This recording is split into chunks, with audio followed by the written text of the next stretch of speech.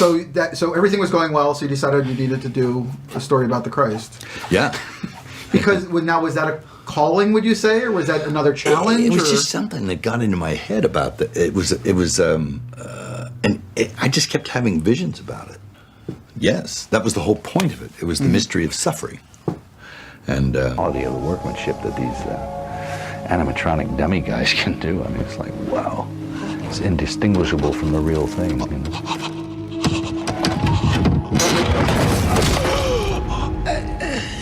You don't often see that. There's not a performance like it. To this day, no one can explain it. That's what Mel Gibson said when asked about something that happened during the filming of The Passion of the Christ.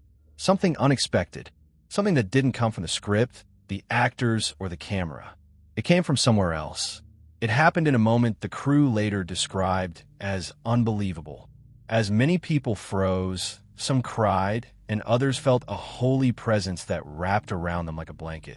And even now, years later, those who were there still talk about it.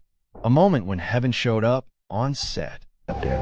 And we told him, it's just a dummy, look. And we showed him the switches and it was breathing. And this guy started to laugh that he'd actually fallen for that. That shows you the quality of the workmanship that these animatronic dummy guys can do. I mean, it's like, wow, it's indistinguishable from the real thing. I mean,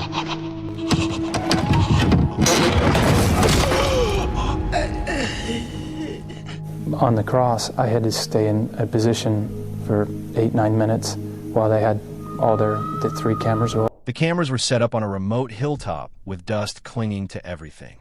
The wind whispered quietly through the trees.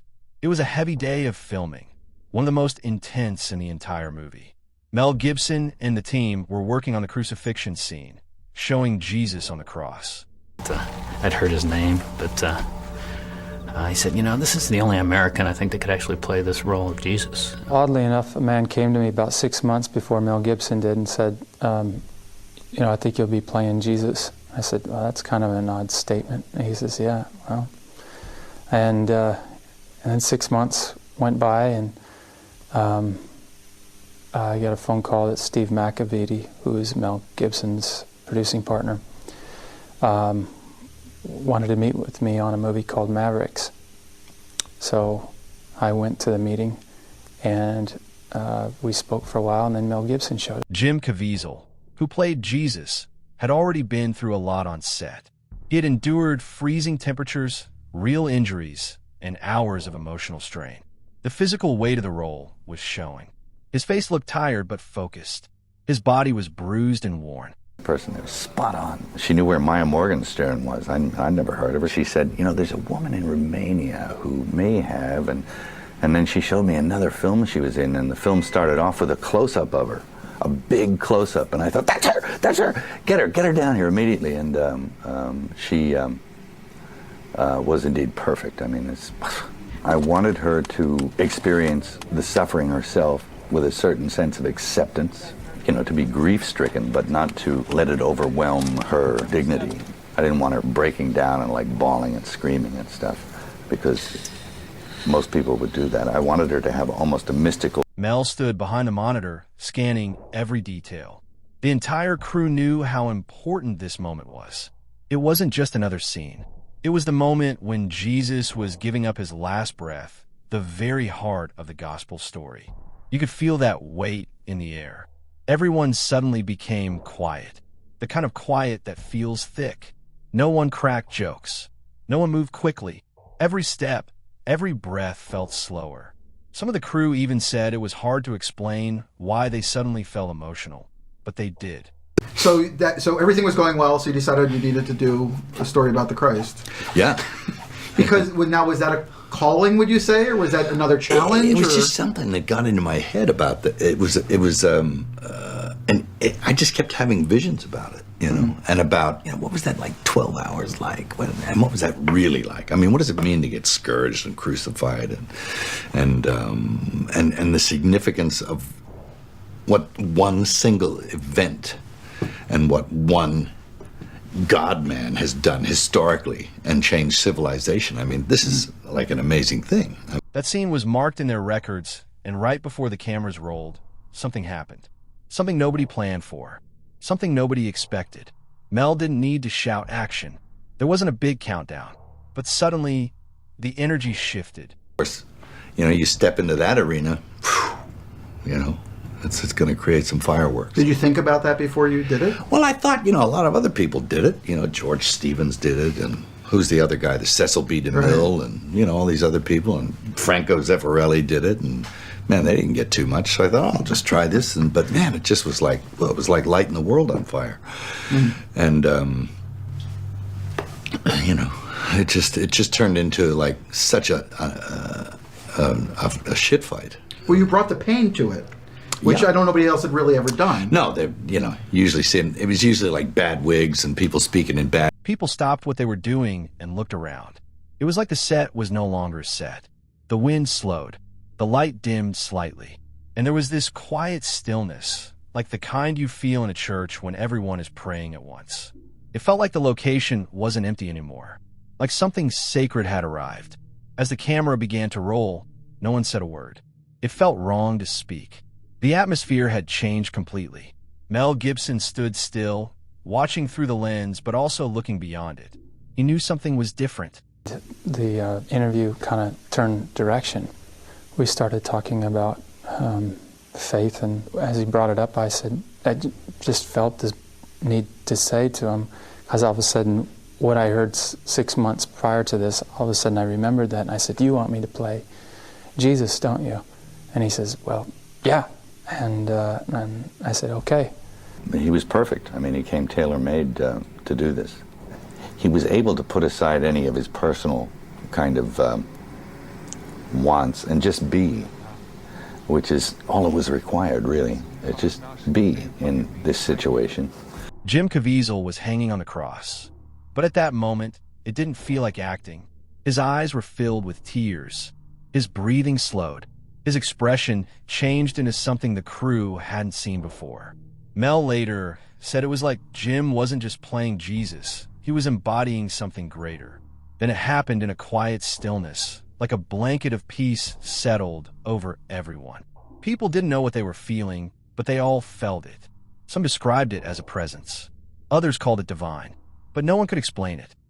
The scarification on, and it would be pretty livid. And, the guy wouldn't actually have a flagellum sort of ripping the guy's flesh off or anything. He would just kind of fake it. And we'd have to cover up the wound with computer-generated skin. And then as the flagellum would come through, you'd actually reveal the wound that was already on him. So it was kind of like the reverse of what most people would have done. Yeah, you feel a little bit too far away right now. Too far? How's that? Yeah, that I believe.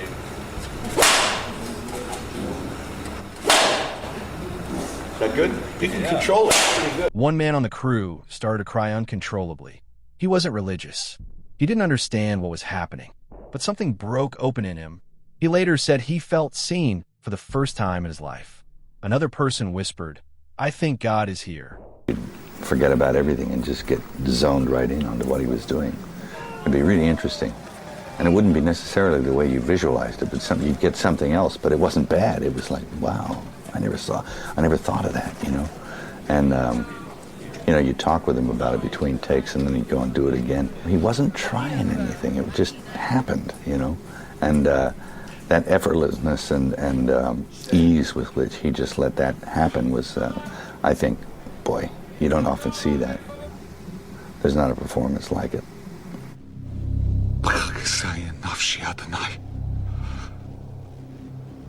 No one could quite name what was happening. There was no light from the sky, no loud voice, no visible miracle. And yet, it felt like the veil between heaven and earth had been pulled back, just for a moment. Mel Gibson would later say, "I didn't tell anyone what to feel. It just happened. And to this day, no one can explain it." He called it the most honest, raw moment in the entire production. No one dared to interrupt. The camera kept rolling. The scene continued, but it wasn't acting anymore. It was worship and surrender all at the same time. After it ended, people just stood there in silence. Some walked away quietly. Others sat on the ground and cried. On the set one day, and he came in late in the picture because he replaced another actor who had to leave. And he was just walking down to the set, smoking a cigarette in his Pharisee outfit, you know, a cup of coffee, cigarette. He's walking down the set, and he bumped into Jim in the parking lot in his full getup, and it stopped him, and he had dropped his coffee and everything, and he was just stunned into a complete, like, stupefied state. And we had to show that. We had to make it sympathetic. I think one of the biggest struggles was trying to make this makeup as real as possible, and at the same time make sure that there was still a human element, something that the... After the cameras stopped rolling, no one moved right away. People just stood there quiet. Some looked at the ground. Some stared off into the distance. A few whispered prayers under their breath. The crew wasn't filled with churchgoers or preachers. Many of them didn't talk about faith at all, but something in that moment softened them, changed them. Yes, that was the whole point of it. It was the mystery of suffering, and which is the sacrificial lamb, you know. I mean, if it was easy, it isn't worth much. So, and believe me, I did a lot of research on it, and according to all the research, it was way worse than that, anything I showed you. So, you know, it was worthwhile. So you got that movie in the can, and did you have expectations at that point? Did you have any? I mean, No. the media was kind of down on it. Was there any sense Everyone of was it throwing being... rocks. I mean, it was like, I was just ducking stuff, you know, the newspaper, they all pig-piled on, and I was like, you know, seriously persecuted. Mel Gibson didn't say much at first. He just watched. He later said he felt like he was standing on holy ground. Like Moses before the burning bush, something told him, take off your shoes. You're not in charge of this. And that's exactly how he felt. Not in charge, just a witness. As an artist, as a filmmaker, as a man, as a Christian, and as an American even, you know, my rights were violated in every way you can imagine, and no one seemed to give a shit, which really bothered me, because it was a real pig pile. But I did harbor some anger about all that, which I've let go now, because one must. But it was, and no one would distribute it. Right. No one. And, you know, Rupert Murdoch was like, everybody, it was like a turd, you know, pushing it away. So I thought, well, you know. For Mel, making The Passion of the Christ wasn't just a film project. It was a calling that he poured his soul into, knowing how controversial it would be. He wasn't trying to create a blockbuster. He wanted to tell the truth, the unfiltered truth of what Jesus passed through many, many years ago. And in that moment, he felt God whisper, I'm here, keep going. In interviews, Mel never tried to dramatize what happened. He didn't market it. He didn't turn it into a press story. Instead, he protected it like something sacred you don't throw into the spotlight, proving that there are moments when God shows up and you just shut up. You don't explain it. You receive it. Yeah. But up till that, yeah, it was like, wow, it was something. It was really something. And it really showed me a lot. You could go from the idea through the writing and the producing and directing and the distribution and the exhibition, and it was the whole thing. And I saw that most of it is smoke and mirrors. And I think the Seven Sisters kind of stood there and said, did anyone see that? I hope nobody else does that. Because that's just, you know. So they all tried to do it. Several crew members talked about that day for years afterward. One man even gave his life to Christ after filming Wrapped. Another woman said it changed how she saw pain and beauty in the world. It wasn't just a movie anymore. It was a ministry. It was a moment when heaven brushed up against earth, and people were never the same. And Mel Gibson carried that reverence with him, not as a director with pride, but as a man who had seen God interrupt a scene to remind them all who the story was really about. There are moments in the Bible when God didn't show up in thunder or fire, but in stillness. And do sets of these to build up my quads to be able to do this.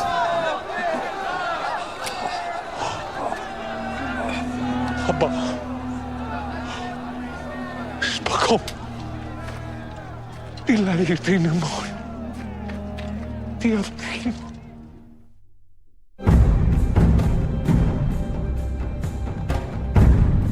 Straighter.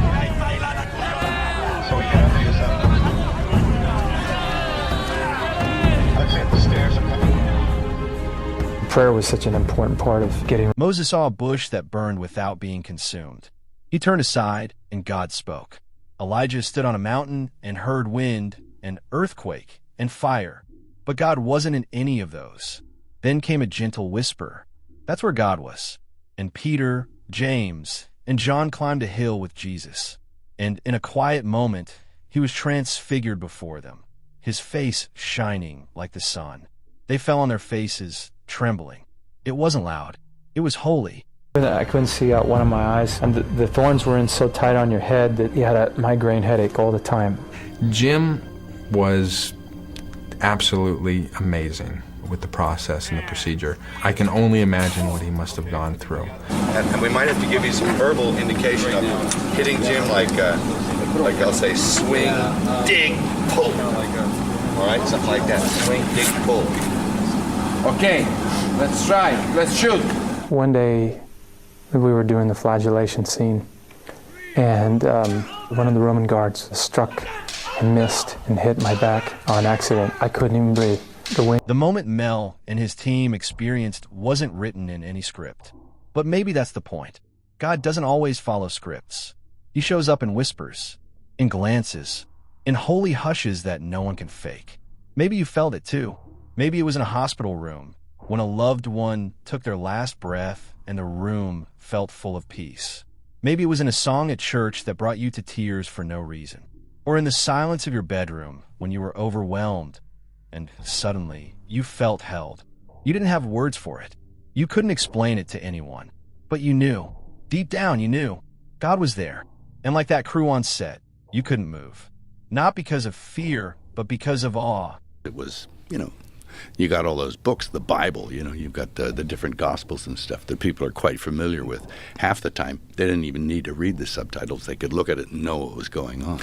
That was a crazy movie because it was a great movie, but it seemed like there was resistance to that movie. Oh, yeah. No, there was... which I thought was very strange. There was like Hollywood resistance to that movie. Like people didn't like that you were making it, it seemed like. Yeah, there was a lot of opposition to it. Here's the truth. You don't have to understand everything about God to be moved by him. You don't have to explain every detail to be transformed. Sometimes, the most real encounters are the ones we can't explain at all. That's how the Holy Spirit works.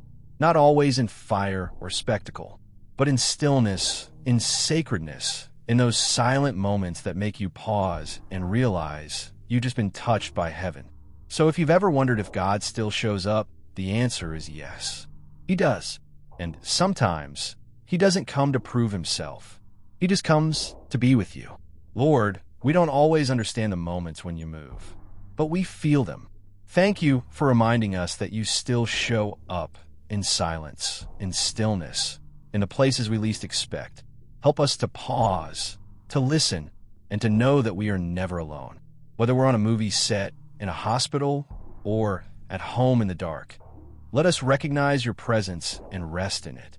Amen. You for it. Yeah, because there's resistance, first of all, from secular Hollywood, where for whatever reason, Christianity is the one religion that you're allowed to disparage. Yeah. Christianity is the one religion where people, all these progressive, open-minded, leftist people, they'll embrace all these different religions until it comes to Christianity.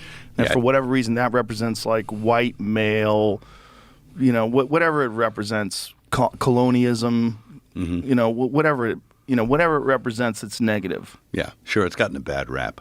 And people do feel free to beat up. Now, think about this. Have you ever felt something you couldn't explain, but deep down you just knew it was God? Kindly share your thoughts and experiences with us in the comments. And don't forget to like and subscribe for more.